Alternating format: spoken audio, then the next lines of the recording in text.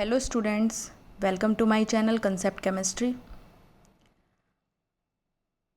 आज हमारी चैप्टर 2 की ये लास्ट वीडियो है जिसमें हम 2 टॉपिक को कवर करेंगे। लास्ट 2 टॉपिक, फर्स्ट टॉपिक है plaster of Paris and second water crystallisation. Video को कंटिन्यू करते हुए हमारा टॉपिक है plaster of Paris. It is calcium sulphate hemihydrate और कैल्शियम सल्फेट हाफ हाइड्रेट, या कैल्शियम सल्फेट हेमीहाइड्रेट और कैल्शियम सल्फेट हाफ हाइड्रेट के नाम से जाना जाता है। केमिकल फार्मूला है इसका, केमिकल नेम है इसका, और केमिकल फार्मूला है इसका CaSO4.12H2O। Plaster of Paris is commonly known as POP। Plaster of Paris को हम जनरली नाम से जिस नाम से जानते हैं वो POP है, जो अपने घर में हम कराते हैं उसी को ही मोस्टली POP बोलते हैं। तो प्लास्टर ऑफ पेरिस होता है वो POP की full form. Plaster of Paris कैसे प्रिपेयर किया जाता है, इसकी प्रिपरेशन क्या है? It is prepared from gypsum, या जिप्सम से बनाया जाता है। जिप्सम क्या होता है? जिप्सम के अंदर कैल्शियम सल्फेट के 2 मॉलिक्यूल्स होते हैं वाटर के। कैल्शियम सल्फेट के साथ 2 molecules of water of crystallisation होता है। इसको हीट करने के बाद calcium sulphate containing 2 molecules of water of crystallisation, plaster of Paris is prepared by heat, यानी कि जिप्सम को हीट करने के बाद 100 डिग्री सेल्सियस टेम्परेचर पर इसको हीट किया जाता है। उसके बाद हमें प्लास्टर ऑफ पेरिस मिलता है। रिएक्शन क्या हुई? CaSO4.2H2O जिप्सम लिया हमने, यानी कि 2 molecule water of crystallisation calcium sulphate के साथ, उसको हमने हीट किया 100 डिग्री सेल्सियस पर। तो हमारे पास प्रोडक्ट क्या बना? प्लास्टर ऑफ पेरिस, जिसमें half molecule water of crystallisation है कैल्शियम सल्फेट के साथ, और 1/2 मॉलिक्यूल वाटर ऑफ क्रिस्टलाइजेशन बाहर निकल जाते हैं। तो क्या कर देता है? लॉस कर देता है ये अपने वाटर ऑफ क्रिस्टलाइजेशन को इस रिएक्शन में। तो हमें प्लास्टर ऑफ पेरिस ऐसे मिलता है। ये इसकी प्रिपरेशन हुई। जनरली प्लास्टर ऑफ पेरिस को हम POP बोल देते हैं। अधिकतर आपने सुना भी होगा अपने घर में जब पेंट कराते हैं तो मोस्टली इसी नाम से बोला जाता है। अब प्रॉपर्टीज़ के ऊपर बात करते हैं। POP की, प्लास्टर ऑफ पेरिस की प्रॉपर्टीज़ क्या क्या हैं? प्लास्टर ऑफ पेरिस यानी कि POP is a white powder, ये एक वाइट पाउडर की फॉर्म में है। It has very remarkable property, इसकी बहुत रिमार्केबल प्रॉपर्टी है। Setting into a hard mass on waiting with water, यानी कि पानी के साथ गीला करने पर ये हार्ड मास में सेट होने का मतलब इसके पास एक गुण है, ये बोल सकते हो। तो पानी के साथ गीला करने पर इसका जो मास है वो पानी के साथ मतलब सेट हो जाता है। तो इसके पास एक इतना अच्छा गुण है कि पानी के साथ बहुत कठोरता से, यानी कि कठोर तरीके से ये सेट कर लेता है अपने आप को। POP should be stored in a moisture proof container. POP को स्टोर करके रखना चाहिए मॉइस्चर प्रूफ कंटेनर में, यानी कि जहाँ पर मॉइस्चर ना हो। अगर इसके अंदर मॉइस्चर चला जाएगा तो ये जम जाएगा। अभी बोला है ना कि पानी के साथ वो एक तरीके से जम जाता है, कठोर हो जाता है। तो ये इसकी प्रॉपर्टी है, गुण है ये इसका। तो इसको मॉइस्चर प्रूफ कंटेनर में रखा जाता है। उसके बाद आते हैं यूजेस ऑफ POP। फर्स्ट है POP is used in hospital for setting fracture bones in the right position to ensure correctly healing, यानी कि हॉस्पिटल में यूज़ किया जाता है जब कोई हमारी बोन, पूरे बॉडी पार्ट में जो बोन होती है उसको फ्रैक्चर को,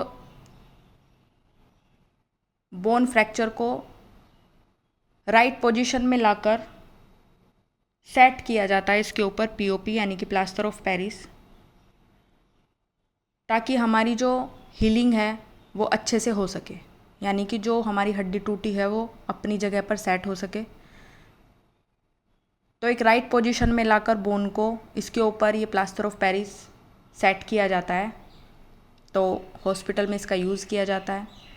it is used in making toys, toys को बनाने में, डेकोरेटिव मटेरियल्स बनाने में, cheap ornaments, cosmetic, black board, chalk and cast for statues, ये सब बनाने में पीओपी का यूज़ किया जाता है। It is used as a fire proofing material, यानी कि जो फायर को कैच ना करे ऐसे मटेरियल को बनाया जाता है, फायर प्रूफ मटेरियल को बनाया जाता है। It is used in chemistry laboratories for ceiling air gaps in apparatus where airtight arrangement is required,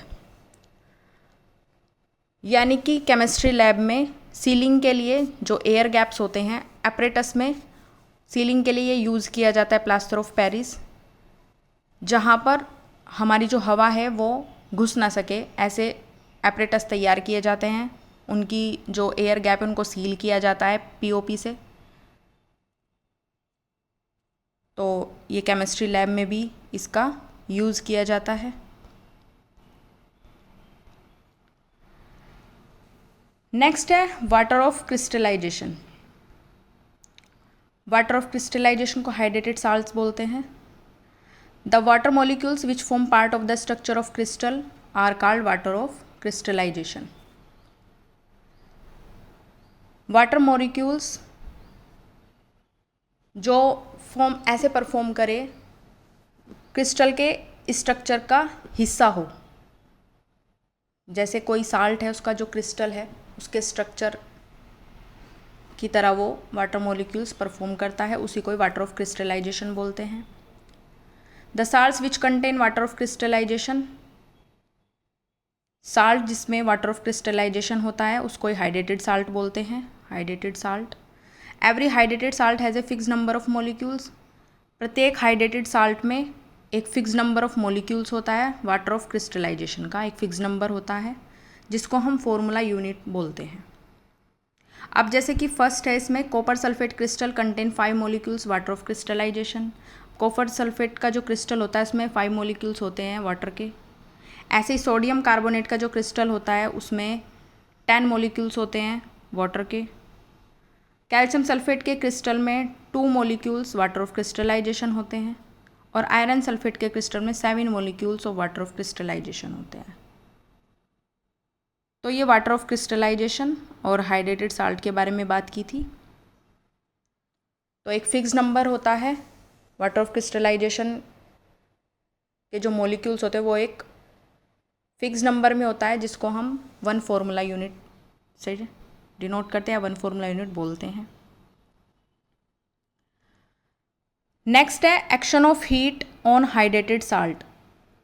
अब हीट का क्या एक्शन है हाइड्रेटेड साल्ट पर।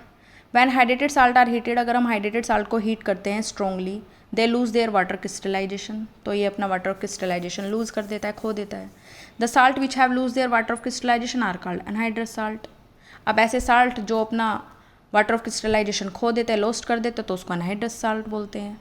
फॉर एग्जाम्पल, जैसे कि एग्जाम्पल दिया हुआ है CuSO4.5H2O हाइड्रेटेड कॉपर सल्फेट, जिसको हमने हीट किया तो हमारे पास अनहाइड्रस कॉपर सल्फेट बन गया वाइट कलर का, पहले ब्लू कलर का था और उसने अपने 5 molecules water of crystallisation out कर दिए। The dehydration of copper sulphate crystal is a reversible process.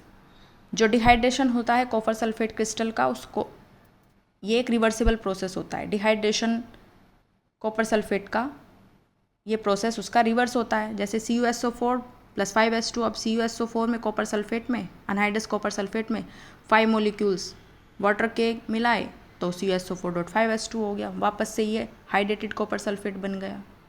तो एक रिवर्सिबल प्रोसेस भी होता है ये।